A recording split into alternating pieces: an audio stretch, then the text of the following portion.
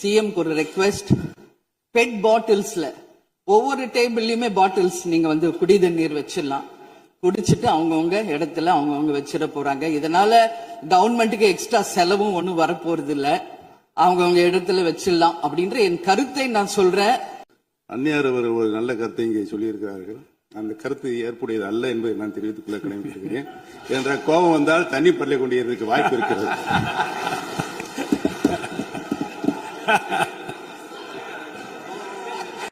முன்னாள் முதலமைச்சர் அண்ணன் ஓபிஎஸ் அவர்கள் ஒரு நிலையை குறிப்பிட்டு அதை எரிவதற்கான தண்ணி பாட்டில் எரிவதற்கான வாய்ப்பு இருக்கிறது சொன்னார்கள்.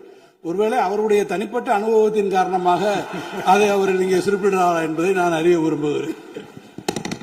மாண்பு உறுப்பினர், ஏன்னா காலையில இருந்து ரொம்ப காரசாரமாவே போயிட்டு இருந்துச்சு. அதனால ஒரு ஹாப்பியா நம்மளுடைய முதல்வர் பிறந்த நாள்ல எல்லாரும் சந்தோஷமா இன்னைக்கு நம்ம அவையே செய்வோம்.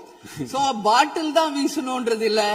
வன்முறைக்கு வேண்டும் என்றால் இங்க எதிர் எவ்வளவோ இருக்கு, எது வேணாலும் வீசலாம். பட் நம்ம எண்ணம் அது கிடையாது. நிச்சயமாக தண்ணீர் என்றாலே பிரச்சனை தான் போல இருக்கு. அது காவேரி தண்ணீரா இருந்தாலும் டாஸ்மாக் தண்ணீரா இருந்தாலும் அது ஒரு பிரச்சனையா தான் இன்னைக்கு